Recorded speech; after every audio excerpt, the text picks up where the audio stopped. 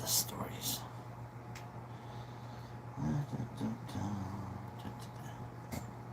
Eh?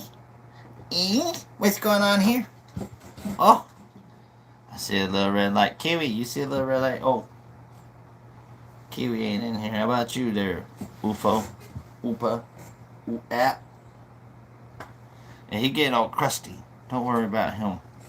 He got moved around. Welcome to Miner's Madness. This is James. This is just my perspective. Today's topic is Forrest Fenns' ChaseTopia. ChaseTopia. A word that I have no idea what that means or what it could mean or the possibilities of meant stuff. I just happened to be working on a whiteboard. I love whiteboards. Whiteboards are so interesting. I'd like to thank people for stopping by. Thank you for stopping by. I'd like to say hi, how you doing? If I haven't said hi, how you doing? And if I forget to say hi, how you doing? I say hi, how you doing? If you'd like me to see something in particular that you'd like to catch my eyes with, please highlight my name and let me know. I'll be more than happy to try to, see it and respond. If not, welcome to the train depot. This is Miner's Madness in the train of digression on life and philosophy and whatnots and his story. Anyhow, if you can't find his story or history funny, then I don't know, maybe they did kill the Joker or the comedian. Can't let that happen. On this train, I hope you have brought something to drink. I did, as usual. Got me some root beer today. Yep. We got like, I think it's A&W or Walmart brand. I can't remember. It doesn't matter. They, kind of taste the same to me. Ish. Though I've had several root beers and there's been quite a couple root beers that just didn't taste like root beer. So we don't serve non-root beer tasting root beer on this train. Though that is something I'm trying to get together in the kitchen. Is making some root beer. Call it Miner's Madness root beer. That's one of the journeys, adventures in which things we'd like to go. So feel free to talk amongst yourselves inside the club car, the coach car, the car where everybody's at. Smoking section forward and aft. Don't forget. If you're up front, feed the coals to the fire. That's making comments into the chat so I can see what's going on. Just interested in people's perspectives, in a sense, and just kind of do a smash up of hard reality, in a sense. Though people have already had smash ups of hard realities or not realities, it don't matter. Either way, it don't matter. Oh, if you noticed, if you're in the train yard, up on the big bulletin board, you'll see that there's a message that is pinned. And apparently, it seems it's pinned across this like thing, and all I can see is like my eyes are like crossed out. It's crazy. I'll see it on there. If I see it on there, I'll see it on there. That message is for, or that video is a comment picker drawn style for a Forrest Fenn coin giveaway, which happens to be this little puppy right here. If you can't see it, maybe you can see it. Can't see it, can't see it. Maybe you can see it. It's an $1885 gold piece from the Forrest Fenn Thrill of the Chase. And it's going up as the 14th comment picker winning on that video. So if you'd like a chance to get your fingers on this, go to that video, make a comment, come back, go to that video later on, make a comment, whatever, whenever, however, it don't matter. But share. Sharing is caring, and that's part of the social experiment. Who said that? See? Now, when I sit there and I start talking to myself, I'm going to have somebody else to blame besides Kiwi. Yeah, we got UFO, Oop-ap, or whatever his name is. And sitting there, he's going to whisper some things in my ears. You know what I mean? So, like, when I sit there and say, like, I mean this, but I don't mean this. Yeah, that's right. Because that's how crazy we get. And for craziness, that's where you can get access. Get to the ladder, go up top. Don't forget to wear your hard hats, even though you don't have to. We have a hard top up there, but that's all right. Some people like to wear helmets anyway. I know. And, at some point in time in life, we all might have to wear a helmet. I mean, we all wore helmets growing up and stuff, or maybe not. Maybe that's why some of us turned out the way we did. or didn't. Nonetheless, go make a comment. Get yourself a chance of this. And if not, there's always another 13 or 14 chances to get yourself on some silver. There's some silver bars, silver coins going up there. Which is kind of interesting, seeing as how uh, it'll feed into like a circle in which today's train is going around. So if you haven't noticed, the train is always moving. If you're waiting in the train yard, thanks for waiting. Hop on board. Conversation is always rolling, so feel free to, like I said, chat amongst yourselves. ChaseTopia. Oh, well, I guess I'll do some of that while I'm yammering. As you know, like I said, along with the Forrest Fenns coin, there's see that light, and whether or not there's not enough daylight to really make a difference, or does it? Now there's backup light from like that. See, no, see that's just I don't know how to solve that one. Y'all are on your own. That's it. You can pretend you can see what it is that I'm showing you, and that you like it and it looks good, and whatnot. But there's a reason in why I'm showing this, and it's there's monetary value associated with this coin. I say monetary value, right? There's I'm just showing the Forrest, the 14th comet picker. Man, that stupid camera. Maybe I need to clean that camera off or something. It don't matter. Anyway, this is like a gold $1 piece that's made of brass, and throughout the age of communication and the age of history, I've noticed that there was a change in the control of people and the control of currency and the control and type of currency. So like the modern day, when you go on and trying to get like a gold $1, like the Sacagawea or whatever, that you'll find out if you look it up, at least I did on Wicked, that it's like what, stamped brass or something. But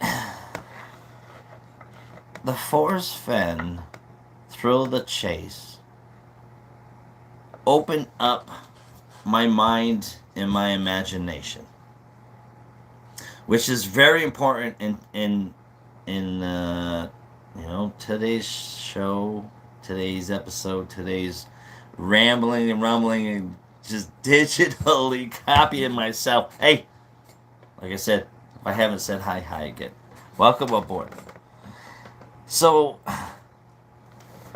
when you're getting silver, I know there's you have to be careful where you get your precious metals from. If you can, try to get them from a local dealer, because at least if you find out it's not real precious metal, you can at least go down there and snap a few kneecaps or something, or however you want to deal with it. You know what I mean? So it's you got to be careful of your currency, where you get it. You always see on Facebook or on YouTube them little videos coming out, sitting there saying, "Hey man, check out this little 1 gram of gold for like $500." You know what I mean? Boy, today the lights are not being very cooperative for you all at all, and I feel sorry for you. No, I don't. I don't feel sorry, because you got a mental image. You've seen it before. I've showed it before. And like I said, there's 14. There was 14 original drawings, and that's what that video is, a comet picker drawing. But I added 2 more, one at 25,000, one at 70,000, for giving away that map signed by Shiloh, Forrest Fenns Thrill the Chase poem and whatnot. So the change in currency from what used to be, people went out and did hard work for what they were digging out of the ground. They were digging out copper, bronze, gold, silver, etc. And that's what they were changing up. So if you look at, in the sense of learning history, and that I don't know history, so I'm always learning history. is if you look at the societal whole, not just in like cities or towns, but in countries, kind of more so in like continents. So you're stepping out into space now, and you're looking at the total currency of the planet. And there's like I would say four or five types of currencies. Um, and I'm sure people would sit there and be able to yammer yell out the train window some types of currencies if they could help me out. But I would say there's five types of main currencies throughout the entire world, which are kind of basic needs or necessities that has always been a give and take, or in some senses more taking, and then in some senses more giving for the taking. I don't know, forget whatever. But there's five, so we'll go off with like gold and silver and jewels and stuff. That was one main type of currency you would see on the total global scale. Countries were fighting countries for gold. Gold pay. You sit there, your citizens, everybody's working and mining for the golds. I mean, other currencies, people. People are one of the biggest currencies out there. I mean, look what's happening right now. And like throughout the planet, people are being moved and shifted. I refer to the game of Risk. It's not just a military strategy, but it's also a social civilization strategy in a sense. If you're willing to look back and at a different scale. The other types of currencies out there, food. Food is definitely one of those main currencies. I mean, people are going to sit there and they will trade you body parts just so they can eat and last a little bit longer. It's just water. You gotta have that water to survive, right? I mean, these are just basic needs, but they were basic needs that people learned to take control of and be able to take control of people so that they could sit there and have control over the currencies. Hence, you go from what used to be gold and silver that people were getting, that they were doing the hard work for, to paper, or no, not paper, but cotton, and pressed, as they call clad, modern day copper. I mean, you look at a copper coin versus what used to be a copper coin. Copper coins used to be like a lot more percentage copper versus like now, way less percentage copper. Ask numbers to the number guy. Number guy sits way back there in the fact checker booth right before the legal department, which is the aft end of the train. Damn straight. So medicine, medicinals. I mean, natural herbs and medicines created by the creation and creator, cosmos, people, God, whatever have yous, spirituals, religious. It don't matter. I mean, I'm all about the natural stuff too. I mean, I don't see why not. If damn near our body's 80% water, let alone the fluid that's in our body transferring information through blood cells and just your chemical makeup, information just being transferred. You may think I'm wrong, but I mean, check it out, look it up. Does information or memories exist in water? And see what pops up on YouTube or Wikipedia or whatever have you. I don't know. These are crazy, high-trained stuff. But there's a reason why I'm talking about these things. And it'll all make sense when I start keying in on a few subjects, especially when I hit the Forrest Fenns book. Talk about that. Talk about my pops, life stuff. Currency, this is currency. And so there's a circle that's going on. Now, history or his story. So there's like this train of digression, whether people are jumping off or staying on, regardless, it don't matter. But there's some Forrest Fenns content I can talk about. There's some future YouTube content I can talk about. There's some just general life content I can talk about, but there's definitely serious life ish, not serious life ish content that I am going to talk about. But all three of those are contributed to the seriousness of this journey, this train ride tonight. So that's why I say, I hope you brought something to drink, pillows. If not, that's okay. Damn, we lost quite a few people. I hope they just went to go make a comment and come back. If not, it's gonna be a lonely ride with you by my side. Mm-hmm. Because I know I'd go make a comment if somebody was saying they're giving away, by making a comment picker, some gold, definitely giving away some silver. I don't understand. I do, but I don't. And this is a comment my dad said. He called it foolish.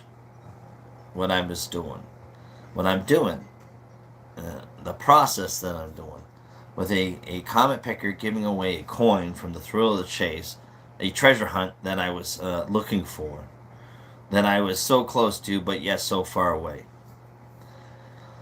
And it's like memories. Sometimes we're so close, yet so far away. In life, we have the chance to create memories. We are so close, yet so far away, because we either, just don't do it. We don't get up and start the action. We just change our thought from what we wanted to go into something different. Just all kinds of crazy stuff. So this tonight's train ride is just gonna just bear with it, and if not, that's okay. I appreciate y'all stopping by anyway. And with that, I shall get a rolling. I'll start shoving some coals into the fire, and we'll go from there. Let's see what we got. We got people in chat. Thank you. Hey, Jason. Hey, Amy. Dev JB. How y'all doing this evening? Let's see. Presidential dollars indeed. Junk metal. Some rare errors. Though to be found. So my neighbor, not many people search for them. My neighbor actually is so 2000 gold $1 Sacagawea coin that has, I think, that has the Statue of Liberty on the back of it versus the eagle is worth like a lot of money. And I think the mark is a W, I think. But check it out. Excuse me. Just the yen, euro, sterling. So, but if you look at a lot of the different countries, like gold and silver was the precious metals that they sought after. So far as to the extent that, which was interesting because I learned this last night. It was really interesting that there was two brothers that one got control of, and you'll like this because if you think about it, it ties in with the Knights Templar and stuff. Is one of them, King Philip II of Spain, got control of Spain, and then Portugal, and like a couple other places, and alongside that, his other brother got the Holy Roman Empire. Now, when I heard that last night, I got all ecstatic because if you can't see the connection, you have a whole country, a Spanish country, with Portugal. Portugal's part of the Knights Templar and stuff. They were all traveling through, trying to get to the Holy Land, etc. And the Holy Roman Empire, who are out seeking not just the souls of man, but also the bottom of their soles of their shoes and the soles of their pockets in the coinage. To some religions and perspectives, I would have to say. At least from what I've observed and seen, I mean, in multiple religions, where they're, where it's a give, I guess, and the interpretation or perspective of that usage of the words. So, I've learned to understand that if something so great and powerful was asking for me to give it 10% of anything I had, I hope gold and silver wasn't the 10% of anything I had, but more so the value as a person I carry has. So I would give 10% and 110% of the value of me, so that is more valuable than gold. Which goes to, in a sense, you think of Forrest Fenn in The Thrill of the Chase. He put out $1 million worth of gold. I'm doing a video comment picker because I'm trying to do other things, blah, blah, blah, blah. I'm giving away a Forrest Fenn coin from the Forrest Fenn Thrill of the Chase, a gold coin, along with silver and other coins, not just to one, but to more than several winners. And it's just... Okay, we lost that. Everybody got your coins. If you ain't got some coins, throw some coins on the track. That's where you start getting them sharp right about now. On this train of digression, we tend to lose our train of thought, which isn't very hard, like my pop says, when all you have is an engine and caboose. So I must agree with my father on that one. But what I was saying is, let's think about this. The coinage, yeah, nope, got lost on that one, peoples. So if anybody can kind of like backtrack, that's alright. Throw it out there. Remind me of what I was just talking about. If not, I'm just gonna have to kind of roll on, in a sense, in a one of those fashions where people try to make it seem like, hey, you didn't see me mess up, but you see me mess up, even though you didn't see me mess up. But it's just to say that there's a circle, and there was not a comment, but there was a quote that I had just seen that would sum up the conversation, in the sense that I had with my dad, along with the conversation I had with my dad about the Forrest Fenn Thrill of the Chase. Because the Forrest Fenn Thrill of the Chase, in a sense, really helped me with my mental health and other aspects of my life and thereafter, especially with mental awareness or spatial awareness, personal awareness, whatever you want to call it. But that's train roof stuff. So how do we proceed from here?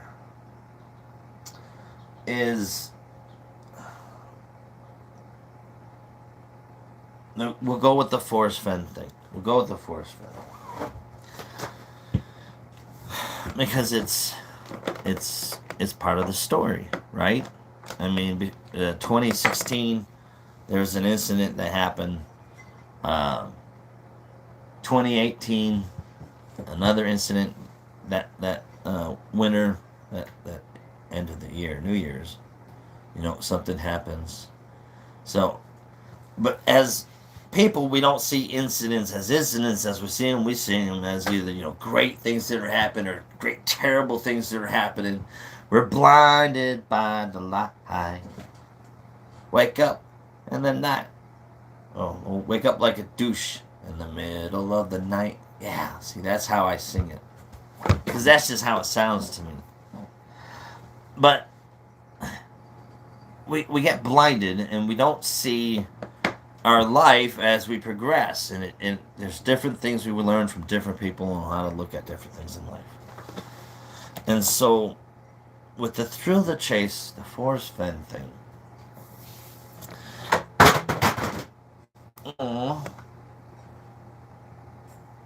There goes Mr. Whiteboard on the floor. No wonder why people jump off the train. I have to give special note because this is important stuff. Because this is very important stuff. So, we talk about in different YouTube channels and different Facebook groups, people talk about physical and metaphysical. They talk about the physical stuff of Forrest Fenn, physical places he's been, physical things he's done. People talk about the metaphysical things of Forrest Fenn, the stories that he shares, the words and different meanings that he uses throughout his books, etc. metaphysical things, memories and thoughts, metaphysical things, spirituality, metaphysical things, you know. Uh, so, in the thrill of the chase, blinded by the light, looking for, you know, that quick burner, you know, get at hole, get rich scheme, get rich quick, let's make the easy money. Well, maybe I can jump into this thrill of the chase and find this pot of gold at the end of somebody's rainbow up in the mountains. So it was an interesting journey, at the very least, because I wanted to see if let alone if it was true, but let alone if I can be the one to sit there and say, hey man, I got, check it out where I got, etc. You know, who wouldn't want to, in a sense? It's the, how should I say, the acknowledgement. Who, now I would think everybody now and then wouldn't mind to be acknowledged. You know what I mean? So it would have been a cool thing. Everybody would have to agree. You would have been cool as shit had you found the Forrest Fenn chest and been like, yo, check it out, it's right here, blah blah blah blah. You know, and the next thing you know, you're getting tackled by the FBI, ATF, and fucking park rangers. You know what I mean? Shit happens. I'm just saying. But then the auction, it was found. There's an auction, and it got piecemealed out. You know, different pieces went out. But people hung out because there was more beyond the thrill of the chase. There was more to just the story of a treasure by a man hidden out in the forest. Now, why do I say that? Well, I mean, it's the more is right here. The more the stories that Forrest shared to get somebody to follow in his footsteps, I think were, you know, very precise and particular. Now, beyond the thrill of the chase, for me, whenever I try to reference beyond the thrill of the chase, is the metaphysical aspect and portion of life, life's journey, the life perspective of who I am, the life perspective of what I think this reality is, etc. The beyond the thrill of the chase. And in a sense, why do I say this? I mean, and I say it because of some of the things that I feel that Forrest Fenn relates through his stories. And I'll explain it. I'll get you there. And if not, enjoy the ride again. You know, feel free. I hope you brought some popcorn. Somebody got some popcorn. If you do have some popcorn, hopefully somebody has an ear of corn. So lend me your ear. For Kiwi needs some fresh boiled corn. Though let it cool off. She likes a little butter, no salt. Though she should have the butter, so just no butter either. So now I'm gonna get a little boring here, but this is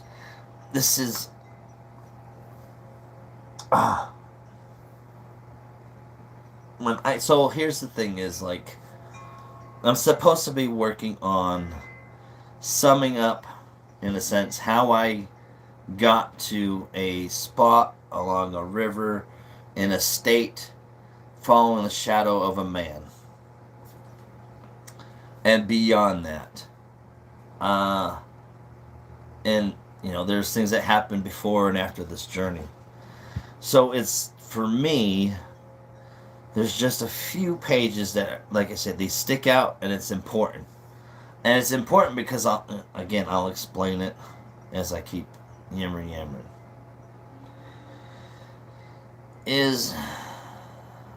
So, in the thrill of the chase, page 15, I always like to refer to page 15. Why? Because it's such a big spot.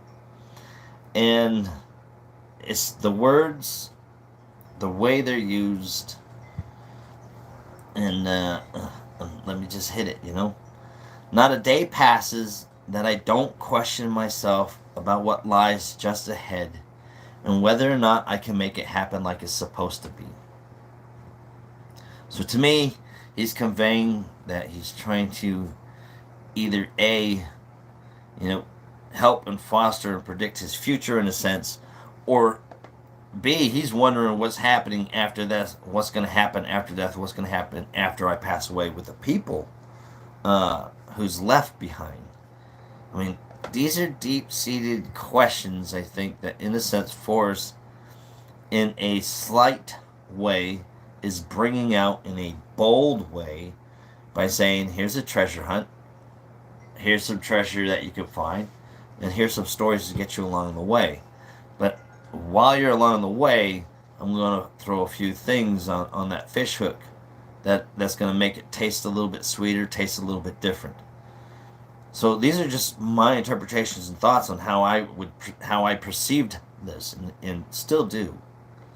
So now near the end of my 79th year, each day tests me in a different way, and I know that before too long, I'll make my last flight to where even memory itself will never have been.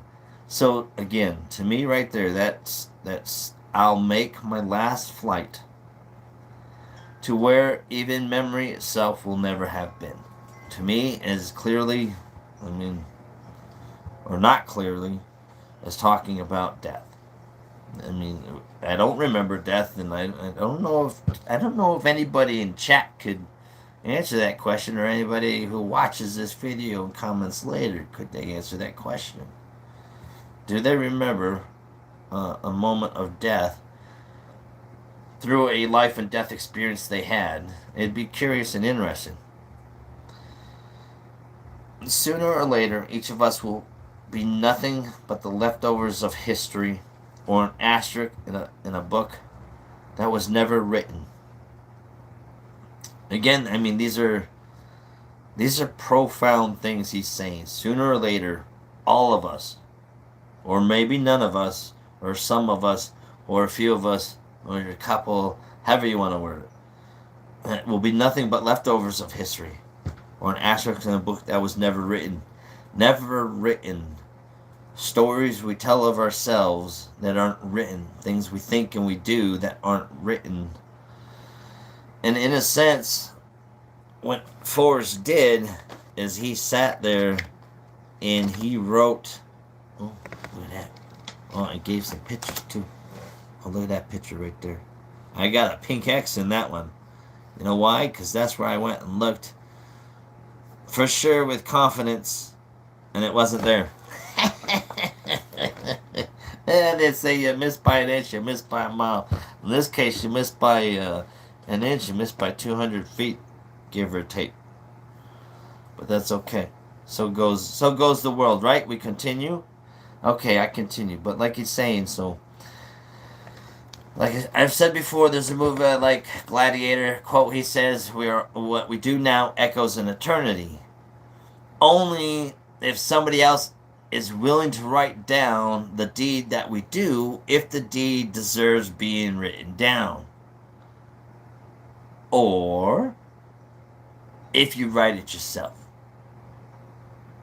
Now, I'm not a very good writer, so I've kind of taken a little bit of what Forrest Fenns has shared and shown, and I'm trying to. But that's just, I'll keep that stuff up here. And so, like this page will play in another quote from another person, which will kind of play into a discussion with my father, and I'll get to the whole discussion with my father, like when I'm done reading a few of these pages. So now as I sit here past midnight beside the juniper fire, reflecting back to the year when my awareness took its first few steps. And then, so, chapter 23, or Fly Water. Well, I labeled it number 23. I call it Fly Water. One of the things that stuck out through this book is Forrest Fenns had a relationship with his family, with his father. And even past the years of no more family vacationing, he starts out with this paragraph When my parents celebrated their 50th wedding anniversary at my sister's house in Bozeman, I thought they were really old. And I think that's funny because my wife and I have been married 57 years, and she still looks good and thinks young. We've had a pretty good life together because that's so tolerant, and everyone knows it. She, because she's so tolerant, and everyone knows it. My wife's tolerant. I was just explaining that to her today or yesterday. She has always said she'd rather switch than fight, and I think she's done a lot of switching. But every time we've come to a fork in the road, we've taken it together. And in life, we may or may not always need somebody, uh, and we may or may not have to, and we do have to go through it alone. But we don't necessarily have to go through it alone, because we're all going through the same alone thing eventually together. But yet nobody talks about the alone thing we all have to go through. It's like we avoid it like the plague. It's like, oh my God, somebody said death. Oh, run away. But the thing about together was, I was just saying that I need to do more together things with my significant other. And it hit me hard. I mean, like, I broke. I broke the other day, like 2 days ago or yesterday. Which, if anybody cares to listen to that sad story, let me know. Just put up broke in the chat, and I'll tell you about broke. We always used to take separate vacations, so she could go visit her mother and talk about me. And this is what I caught out of this that meant a lot to me. And Forrest says, and I could go visit my father and talk about our favorite fishing holes. And then the next line, June, July, and August in Yellowstone seemed to pass so fast. When I was a kid, that I often wondered if maybe summer somehow missed a turn. When the days started to yellow with falling leaves, and the mallards began flying south again, I always knew tough times for me were just ahead. Visions of classrooms would loom large and larger, cutting into the best times of my life. Over the years, so many bits and pieces had to be left behind, and a few mind-expanding experiences were to remain unknown. But as I got older, I realized there were many moments to remember. Life, or like the time I sat under a tree on the Madison River and watched the osprey dive for fish, as I wrote a note from my wife, who always allowed me the luxury of doing the things I thought were important. But it's the talking to his father about the special times. And then I get just jumping around further up.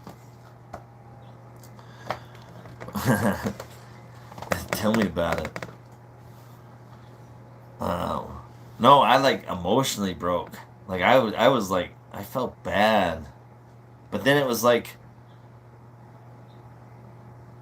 after talking to my wife, it made that, turned it into more like almost like now I feel bad for feeling bad, because it makes me wonder how the other people feel on the opposite end of how I just felt. So it was like an eye-opener in a sense of a life progression in which I need to change. So it was a good broke, or a good break, or a good bad emotional episode. I gotta ask my wife what to call that. I'll have to describe. Well, I was talking to her. She was right there when it happened. So I go to epilogue. Okay, so I'll do the broke after because it'll make sense. It'll tie in. So I go epilogue, page 147, and at the so there's, I wish I could have lived to do the things I was attributed to, which really stands out as one of those mental triggers, warnings, action words, or however action phrase, however you want to use it. And then he writes, "I'm writing this memoir, or in writing this memoir, I've rediscovered things about myself I thought were long forgotten." And then at the bottom, and I think it correlates with page 15, the past will always be contradictory when told by one person at a time. I feel my life has been a rough draft of the place just ahead, where the past will come alive again, and all of my experiences and friends through the years will meet with me at the great banquet table of history. Then there will be no past. So, I mean, to me, I'm gathering he's talking life and death and the possibilities of what was going to happen afterwards. And there's things we can control and things we can't control, right? Obviously. But there's some things that we can't control that we can kind of learn to maybe control bits and pieces of it. Doesn't necessarily mean it's fully controllable. But if we learn to see our future and look ahead of where we're going, we can kind of plan things out on how they're going to come out and how they're going to happen. So, my dad, through the years, has been a pack rat for, in a sense. I mean, he's cleaned up his act a little bit. But he needed some help. He needs some help around this summer. When I was looking through this book right here, The Secrets of San Lazaro, or no, San Pueblo. Oh, wait. San Lazaro Pueblo. Let me learn how to read right. You ready? Going back to school.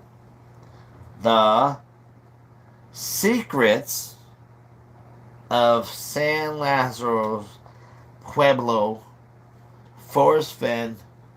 And I'm not reading the special stuff underneath there. But yeah, there we go. I just schooled myself. I just so happened I was looking through. Not really. I'm just making this up. I was looking through it today, like 5 minutes, 20 minutes ago. And one of the things that interested me about history, or his story, is when I talked about the currencies and the world populations and the differences and the control of people, part of that came with warfare, and in which warfare evolved. So whenever I've talked in the past or in the present, I reference the sticks and stone versus the gunpowder in, I guess, lead, gunpowder and steel, civilizations clashing within the 1600s. You have the European worlds, and so this is where it's important. This is the American tie when I talk about the Lost Padre mine of the Franklin Mountains of El Paso, Texas, from 1600 to 1680 with Juan de Oñate and the Pueblo Revolt of 1680. When I talk about mission stuff, etc., I'm talking about a governance system that was through the years by the Castle of Castile that ruled Spain and Portugal, the Knights Templars, etc., but also the relationship and the influence that yeah, this is my copy of the San Lazaro's book. Is the brother the brother is now like king or whatever of of the Holy Roman Empire. I mean, that's, Rome. Rome. So, knowing and learning about history has been a thing. And my dad likes Dungeons and Dragons and stuff. Oh, I almost dropped that whiteboard again. My dad likes Dungeons and Dragons and stuff. And I ended up having to get the story from my pops, and I was talking to him. I says, because throughout the years, it's been a thing that me and my father talk about. Is he has a suit of armor that I know is obviously going down to me. It's just a thing. It's like a relic. With them. Oh, that's right there. Now I'm turning into my dad. Words are at the tip of your tongue when you hand me down things, not souvenir. Somebody will say it in the chat, I'm sure. Oh, yeah. Inherited item type thing, yeah. And so part of this whole thing is I need to find an armor or an armorer around me or close or whatever where I can get it resized so that it's resized to me. So now here comes the interesting things. My father he went over to a couple bases overseas. He looked them up. They're all like demolished and gone, etc. But while he was over there, there was like a tourist shop, and he got 2 sets of armor, one for his father and one for himself. His father's set, when his father passed away, they ended up just getting rid of it. So don't know what happened to it. But my dad still has his. He had it fitted in a sense, but not all of it fitted. Now, well, that was way back whenever, and I'm a little bit different than my dad. Or I'm a lot different than my dad. And so I need to figure out and price out and see how much it would cost to have an armor resize my armor. Now, here's the thing. I could probably learn how to do it myself and resize it myself, yes, but I'm not lazy. I just enjoy not doing anything. Ain't that right? Yeah. See? Look at me. See? Yeah. He can't even bobble his head right because he's like, yep, too lazy to bobble my head right. Yep. I just enjoy not doing anything in a sense. And I was talking to my dad about this, and it's like, he kind of understands, and I'm like, well, I look at it this way is, and it's not that it's the lack of creation, etc. maybe, but suit of armor that my dad had gotten from Spain, if I'm not mistaken, Toledo, Spain, while he was in the service. What was it, like 19? So he was still in the service 20 years when I was at least born in 78. So probably around the 50s, 60s, 60s or 70s. Suit of armor.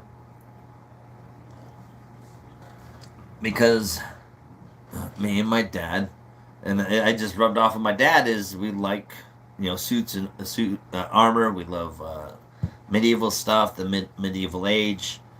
It was a horrible age. Oh my Lanta, ugh, it was a horrible age. But it's looking at it now, when I think about today's civilization of the younger youth, one of my thoughts is, if you asked, I would. And my wife got on me about it, but it's okay because watching the progression, it's like the way they're teaching things on history or coming up with new ways to redescribe history. I wonder if the younger generation, if their thoughts of kings and queens and castles are myths and fairy tales and legends, or are they, you know what I mean? Are they drifting away from the and hiding the medieval age and all this stuff and ushering in the new digital age and the new era of way things are going?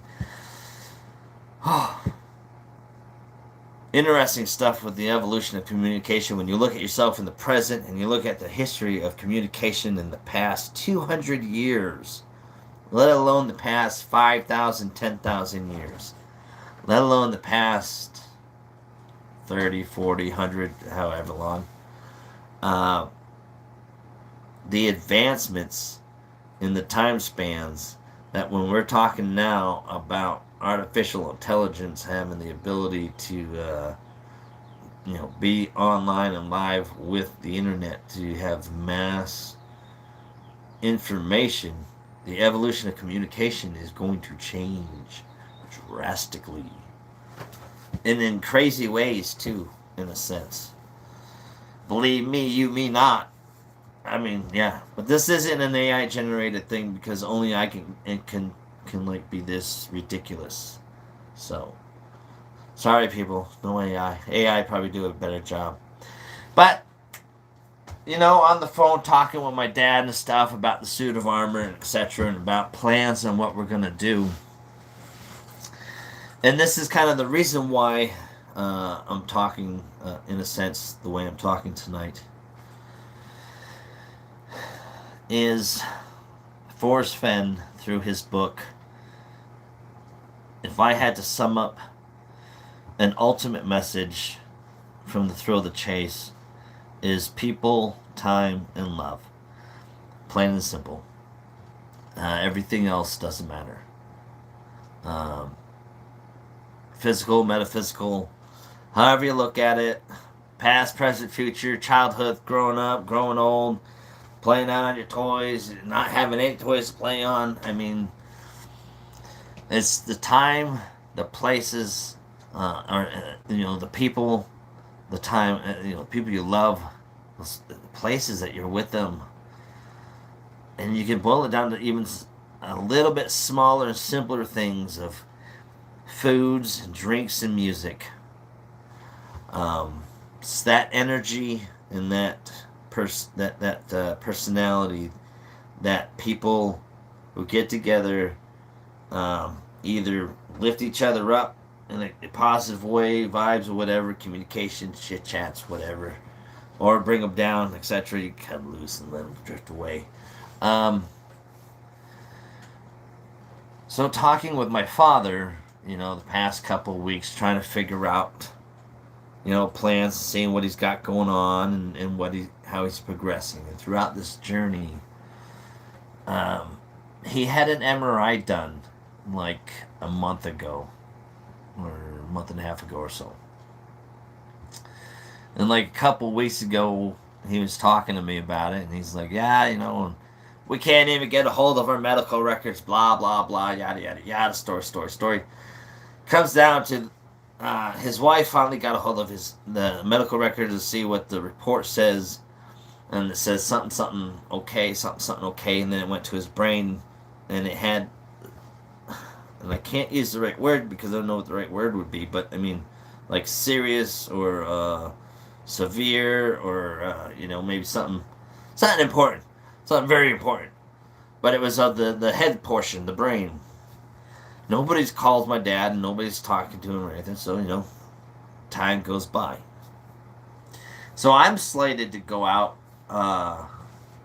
back east. Not that it matters or not, but I was slated to go out back east like June 10th to August 16th. But, I mean, there's important lessons that you learn through life. So, not yesterday, but the day before, again, reaching out to my dad, asking him how things are going, and he's talking to me, and he's relaying the information, we're talking, and he says to me, he says, him and his wife were there at the doctor's hospital, and the doctor's talking to him. He says, well, just to let you know that you have a blood clot in your brain, and you got one in the center of the back of your brain in one of those vessels. You got one on the left side of your brain in one of those vessels, and you got another blood clot over here on this side of your brain in one of those vessels. So my dad has 3 blood clots in the back of his brain that, the doctor told him that, I've had patients that's had this type of stuff that have walked out the door and have had a seizure. No, not a seizure. Uh, Blood clot to the brain. Not a brain aneurysm, but stroke. Stroke. Um, so it's like, and stroke. I mean, people could die or not die, or get really messed up, not really get messed up. I mean, there's all different things with stroke, and I probably should learn a lot more about it. But it just kind of, when you think about the Forrest Fenn, the thrill of the chase, and if I try to dig deep past the goal, trying to look past how he was trying to get me to a place that he's been, and see what's past even some of his words, and try to get what other people were conveying through time and through history happen to get to Forrest. He's able to convey some of that information coming through his love, time, and energy spent with those people. And so I had to move up my time to the 1st of May. So that way I can go visit my father just for an extra month, because it's important. So I was talking with my father, and I was talking about the Forrest Fenn thing, and I was talking about the chess and all this stuff. And I was telling my father, I was like, yeah, I just happened to get this, Cindy don't know about it, so don't tell her. No. So he's got that on me. I mean, I tried not to have any secrets from my wife, because it's hard enough to have secrets against yourself and hold secrets from other people, that to hold one from somebody who you would want to be fully honest with and expect full honesty back. You have to be fully honest with who you are, your personality, your history, the things that you've done. I mean, I've told her everything almost everything. I think there's like 1% maybe that I've kept to myself. But, I mean, some of the most shameful things, some of the most angry things, I mean, some of the most dreadful things, and I've laid myself open so that she can read me and know me fully. And she's also had to use a crowbar and some axle grease and some WD-40 and pry the shit out of this too, but that's life. But I was talking to my dad, and we were talking again about the process, and whatnot. I was telling him how, what I was doing, and how I was getting silver, and how I was just giving it away. And he's just looking at me like, son, you're foolish. You're foolish. I'm like, but Dad, okay. I may be foolish, but that's okay, I told him, I says, so the idea is, going through a lot of the junk at my dad's house. We're getting a dumpster, recycle container. I mean, he's got a trailer that needs torn down and thrown to, it'll be an adventure.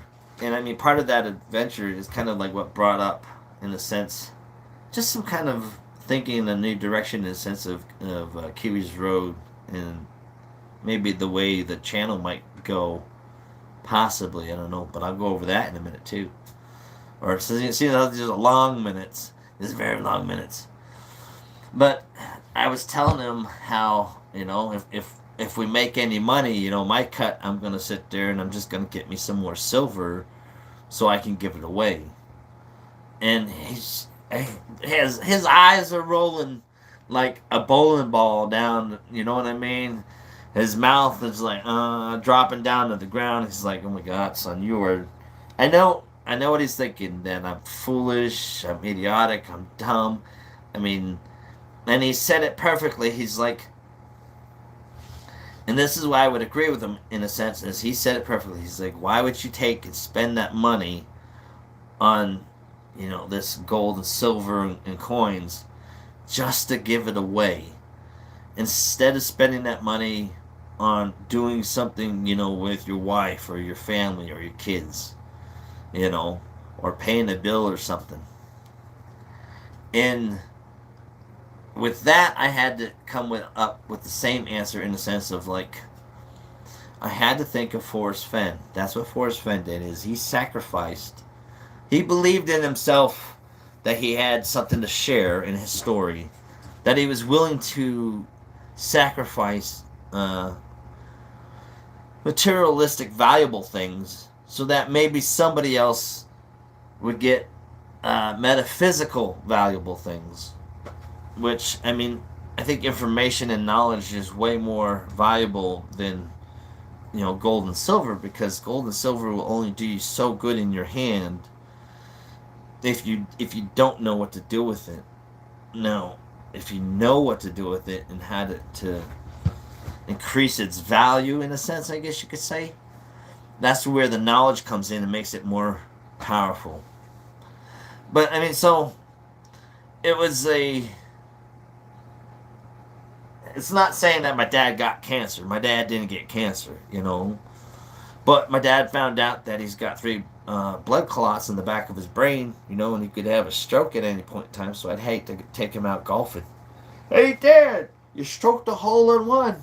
Oh, shit, Dad, you're stroking. What am I supposed to do now? You know what I mean?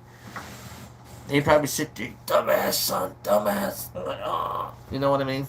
I don't know. I have to smack him around or something. I told him, this is all them years you sat there and accused me of being brain dead. This is what you get, Dad. Now, stay alive for 20 years. Oh, the doctor said that too. It's like I've had patients that had this kind of situation in 20 years without a problem. So, are there things that I would like to do, this summer? Absolutely. I got mining I got to do. I'd like to go to Yellowstone during the summer. Got a bunch of camping to do with Kiwi and the pets and especially the wife. Try to get the kids out there. There's a lot of stuff that I'd like to do. But you have to ask yourself at these times and points in life. It's like I understand what I'm going to do, and I understand what I will do, and I'll try at my very best to do. And it is to go help my dad and make a fun time of cleaning up his yard and whatnot, and share some good memories, visit the siblings and the nieces and nephews and stuff, and go to the ocean, swing that metal detector around, and because oh yeah, I'm doing some metal detecting. Matter of fact, I need to whip out my file for the Lost Cross cache. I think that's still out there. I'll have to double check on that Charles H. Beale website or whatever, one of the thingies. I don't know if it's still out there or not, but it's worth a gander. But yeah, it's the value of time now, and that's where, in a sense, I count my blessings. There's and so Forrest Fenn got his stuff in a box of treasure and stuff and put it out there so he could share an idea. I'm giving away silver and a Forrest Fenn coin that I won off an auction. With silver and there's other winners for silver and stuff and some coinage. But there's a reason, and in a sense, it comes up to what I heard the other day, and this is by Maximilian the First, and he this is quoted, but I'm going to stop at a portion of it because I could read the whole thing. The important part is, if I think of Forrest Fenn, the thrill of the chase, and what he's saying, time, space, and energy, the effect that we people that we meet or ourselves, if we change for a positive way, can affect other people positively. If we change in a negative way, we affect people negatively. That change ripples throughout people, throughout time, throughout history. People may or may not remember you. One of the ways to get remembered is write your own story, in a sense. In more ways than one. This digital diary that I'm doing right now, that's Kiwi's Road, is a digital diary of my journey through life um, trying to figure out my purpose in life and what happiness is, you know. And Kiwi's my little partner that's along the journey with me, and we're doing this together. We've learned quite a lot. We've learned from a lot of people. It's been an amazing journey. I wouldn't change any part of it whatsoever. But like Forrest Fenn and what I'm trying to do, in a sense, to sell that story that is me, you know, this is my fishing hook. I mean, I'm not trying to bamboozle anybody, and I'm not trying to backdoor anybody. I'm trying to be as honest as possible, and I want people to know where I'm coming from. You know what I mean? Because honesty and sugar and honey will get you a lot more than vinegar and piss and, you know, salt or what. Well, I mean, salt will get you because, you know, cows come out there, salt lick on the cow, on the, you know, deer and whatnot. So, you know, throw some salt bricks out there. Anyhow, digression. Let me read this quote because it's important. The Forrest Fenn, what I'm doing. This guy Maximilian the First, he writes, "He who makes no memory of himself during his lifetime will have none after his death." So, I mean, if I'm not making those positive memories, I mean, I'm not going to have those positive memories in people. I think the same thing goes for writing it down. If I'm not writing down some of the gist things, and that's kind of the direction I'm going in, which, you know, later on down the road, I think it's the same thing. And will be forgotten with the tolling of the final knell. Therefore, so this is the next portion right here is where I think Forrest Fenn may or may not have heard or gotten the idea, probably, or at least it fits the idea and perspective in which I felt he was doing and what I'm doing. Therefore, the money that I expend on perpetuating my memory will not be lost, but the money that is spared on my memory suppresses my memory and posterity, and that which I fail to achieve in my life, for my memory will not be made good by you or any other after my death. So, I mean, for me, my dad's rolling his eyes saying, "Why are you giving the silver and away and stuff?" And in a sense, I mean, the quote's right there by Maximilian. To me, it makes sense, you know. And I guess that's why they have that saying: "You got to spend a little money to make a little money." You know, I just hope that you know, things go good in a good way for a lot of people. Uh, I have grand dreams and gestures that I think about that my wife just kills me over. It's just funny. It's funny stuff to talk about. Oh, yeah, that broke thing. So the going back east to be with Pops for a month sooner, just to have that little bit of extra time is important. And the other day, my so this is kind of like a hard but easy way to explain. I mean, um, you know, the wife works, I'm home, so I, you know, try, not try, but try, but try, not try. I don't know. Like I said, I'm not lazy. I just enjoy not doing anything. I try not to make any messes, so there's no messes to clean up. I don't try projects because then you don't have to clean up after your projects. It's a dull and boring life, maybe, but it's my life. There's rhymes and reasons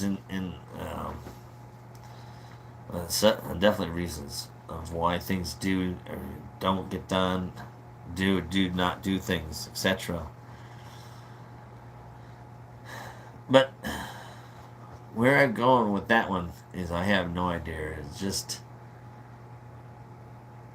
I want that time to be important with my wife. I want that time to be important with my dad. and to share the value and the importance of just those few simple words. Time of energy spent with loved ones. This is my ultimate goal. And if having to spend a little bit of money, that even from my pops, which, hey, I told them what I'm going to do, it's worth it to me to share that little bit of my story so that it can get out there, in a sense. You know what I mean? I mean, who doesn't want to make a little bit of money in this world at some point in time? That's why I'm hoping for the Lost Padre Mine thing to be true. But if it's not, at least, maybe I might have a backup or two. Who knows? But, I mean, that's what this whole journey of life is. I want to have good memories with my dad. I want good memories with my family, and I want people to have good memories of me. Who doesn't want that? And if you don't want that, well, I hope at some point in time, maybe you do, or at least you do things that people do remember those things about you. And that kind of brings me, I guess, almost to a sense of, in a direction in which I think Miners Madness on Kiwi's Road might go, so I got this whiteboard. Well, it was the presidential whiteboard. My 5-step plan to be president, which is one of those harebrained ideas that my wife think is I'm just crazy. She gets all mad at me and tells me to, yeah, she don't like it. She's like, you just too out there for me. It's sad. Okay, so this is funny. I'll share this story. Then I'll share the whiteboard. So there's, in a just sort of way, there's this time frame, right? Things are going on, blah blah blah, mental health problems, issues, blah blah blah, hospital. I get this counselor. This counselor is actually sometime after Forrest, Fenns, believe it or not. So 3 Days of Sunrise. If people haven't heard 3 Days of Sunrise, that's okay. There's a story, 3 Days of Sunrise, and it's either on YouTube or it's not, or I might have to do another one. I don't know. Who knows? We'll find out. I got introduced to the thrill of the chase, and then, oh my God, talk about a digression. This train is going way off track. People, hold on. Hold on to your seats. Oh, my laptop. Oh, that's what we're talking about.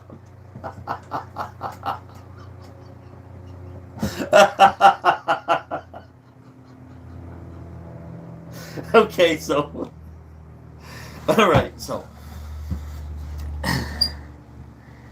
I get these harebrained crazy ideas.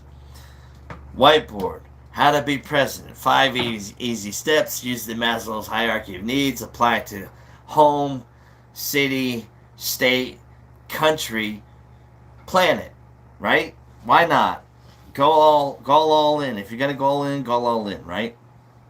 So the Forrest fan thrill of the chase got introduced, went out there, couldn't find it. Next thing you know, it was found. I want to do something else. My wife tells me, well, you need some kind of go factor, something to get people out there. So I ended up, my counselor who I was seeing, my social work counselor I was seeing, had given me a book called Treasures Lost in American History, or American Treasures Lost in History. One of the two. It's on one of my videos or something. And I'm thumbing through the book and I'm reading and I'm like, okay, if I can apply my mining perspective like I did to the thrill of the chase, maybe I can apply those two perspectives to one of these treasure hunts inside this book. And I had, if I'm not mistaken, I think I had the Padre Mine before the thrill of the chase, or vice versa or something. Nope, that was later on. So yeah. So I'm thumbing through it. I get to the Lost Padre Mine. I'm looking and I'm doing my research, etc., etc. Well, another long story short is the Los Padre mine was owned by the last conquistador, who was a viceroy for the King of Spain, King Philip II of Spain, who was the viceroy of New Spain, which is America, North and South America, or North America. South America, they just kind of had in red. But the brother was the Holy Roman Empire, so all across the Mediterranean, you'll see that they had quite a swath. But a lot of valued treasures coming from North America going over to Spain. So part of the story and whatnot, and last night I learned about, the empire, the Holy Roman Empire being brotherhood of King Philip II, which kind of made it, more cool in a sense. But anyhow, so there was an uprising. Next thing you know, the Spanish were driven out southwards out of the Pueblo areas and whatnot, Sacoma area and such. That they were, destroying stuff, and the Spaniards were hiding their stuff up in their catch holes and running away, hoping to come back later on in a different time period. So, in this process for this lost American treasure through history, you have to have, there's rules and regulations, laws, paperwork. You got to file this, file that. We'll get a hold of these people. But one of the things is a title of claim. And so I tried to reach out and file, in a sense, it's an electronic form, in a sense, filing a claim on such said treasure. And along with this claim for such said treasure is, well, sometimes when you're by yourself and you start thinking and you just, think a little too much sometimes, you get a little grandiose ideas, Forrest Fenns had a grandiose idea. He did a damn treasure hunt. People went out there and actually found it. I mean, how grandiose can you get, So it was like, everything started lining up. Next thing you know, this, that, and the other thing. It's like, man. So I'm doing like the genealogy thing, because this treasure is part of coming out of the American soils, but into the hands of the Spanish Empire or the Spanish Kingdom or the New Spain, or however you want to word it. So there's like two fronts of control or property ownership, or however you want to look at it, of this precious metal. A bunch of gold and silver bars tucked away inside a mine vault with a bunch of jewels and emeralds and church relics and stuff like that. I mean, it sounds really good. I mean, there's plans that, like, in my head are already, like, written down and hope that happen, and, But, that's just time. Time tells. And, it's a good story, good dream of mine to have. But it all lines up for me. And so, I was looking into the ancestry DNA, into your bloodline, etc., and how I keep telling my wife that for claiming purposes, I only want a percentage of the Los Padre mine in the royalties, as far as that process, because the whole thing would most likely stay where it's at, be vaulted up with proper security and dooring, etc., and be used as a revolving door per se, and maybe a few artifacts taken out in throughout the 50 states for one state each year, and that would be cool. So for 50 years that would go on. But I mean, where you're relying and surviving off of the income from visitors versus converting it over so that the government can take it. Ooh. Because if I don't convert it over, they can't take their taxes out of it. But people didn't know that. If you do, that's cool knowledge to know. And so, yeah. That was, so, it's like, it started getting funny, because I was looking into the bloodline some more, and I'm like, oh, look, babe, I'm like 9% Spain. And then it's like, oh, what if the bloodline could tie you into, like, being, like, part of the kingship and it's just fascinating stuff because, like I said earlier, me and my father were into the kings, queens, castles, knights, and with him having a suit of armor and it's coming this way, etc. And it's like, I'm the fourth, my son's the fifth. I I can only hope and dream that my grandson would be the sixth. So I mean, it's along that history and along the name lineage in a sense that has been a drawing thing, you know. And I think that's part of the legacy, like Forrest Fenn was saying, is we at least have our name and our character, who we are, as a legacy that echoes through time in what we want people to remember us by. And sometimes you have to write it down yourself because nobody else is going to write your story for you. And so it kind of comes up with the new direction with Kiwi's Road and whatnot. And I was kind of thinking maybe I might start, because the Forrest Fenn section, there's like obviously a big pause coming up, but there's like different different venues or roads for that. And it's like I haven't really done much with it right now, but I was thinking like calling it like Talking Tuesdays, where people throughout the week or whatever, keeping it like a conversation that has a cornerstone, and the cornerstone would be obviously it's miners' madness, crazy thinkings of miners or just people, the madness. Everybody's got madness because everybody's got a mind, and that's the sense of miners' madness, is mining the madness out of other people who have minds. Miners' madness. Get it? So the core of the show. Oh, my wife got me this thing. Let's see how long we can talk. You probably can't even see it. It's an hourglass. I'm supposed to be paying attention to it. My chair. Is a cornerstone would be life, liberty, and the pursuit of happiness. And if I do the Zoom thing and I get people coming in, either one or more than one or nobody, is that would keep it as a cornerstone. Those would be like the three main topics we would talk about for like an hour or more, however long, and just kind of like the past week's highs and lows and perspectives that we might be able to share about our situations, etc., or through obviously with chat and whatnot, and give helpful or hopefully non-hindering information or advice, etc., to kind of help.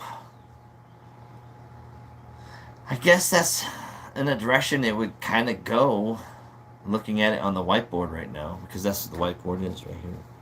Is it's describing the possible direction in which Talking Tuesdays would go about, is giving people or anybody or myself just a moment to just talk for a minute. And if you got something to let it out, let it out. Oh, speaking of let it out, since I missed Talking Tuesdays yesterday, because it's not even a thing. We'll catch you later. What's that? Catch you later, Kiwi. Want to go see if Barb, Dave, Josh, or Bill will show up. Alright. Ditto, me too. I'm about done anyway. I only got like a few more minutes. As the important thing about why I'm going out there to visit my pops and whatnot, and listening to Forrest Fenn, visiting my pops. My wife did a bio for her new job, and she was describing her life in such a positive way. And after reading it, I noticed that there was one thing missing. And I wonder if anybody would happen to guess what that one thing missing was. I have that perfect biography of my wife. But yeah, it was me. And then it got me thinking, well, and you look at my phone, it's like, well, who's called me lately? And then who's texted me lately? And it's then it really hit me because after having a conversation with my dad, that he could freaking have a stroke and whatever after that, it's like, man. And I text my son. I'm like, "Are you alive? You kidnapped?" And he texts back saying, "Yeah, I'm alive." And I'm like, "Okay, great. I'm gonna jump right on." I'm like, "Well, how's work? You know, how's your girlfriend? How's home life, etc." Nothing back. Nothing back. My other two daughters, they responded. So it's a two-way street for sure. And I think sometimes we have to go through these thoughts and emotions of that absentness or aloneness in order to understand and maybe foster a better direction on how to make other people maybe not feel that way based on the own feelings we get, because I too do not call people and or write to them and stuff like that, and it's like I'm also not just the prey but the predator or the victim or the punisher or the this or the that. So I got to find balance in that, and that's what my wife helped me do yesterday, was find balance on that, because it was really hard, because the only ones that would miss me around the house is my pets. Yeah, my wife would miss me, but it's like she's working most of the time, and it's me and the pets around here all the time. So that's when I started really realizing that it boils down to simplicity, time, energy that we spend with loved ones, and the food and drink in which we spend it over, and listen and share that music. And so, with that, I hope you all enjoy the ride in life, this train ride. Comment, go to that video, share it so other people can get a chance.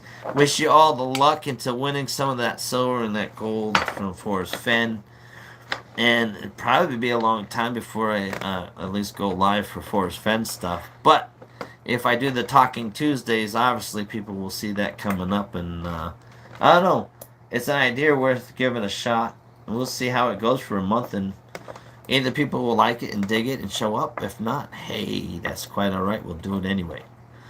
And so with that, like I'm trying to do and keep true to my word, y'all enjoy your evening. Let somebody know you love them. Stay classy, keep calm, and treasure on.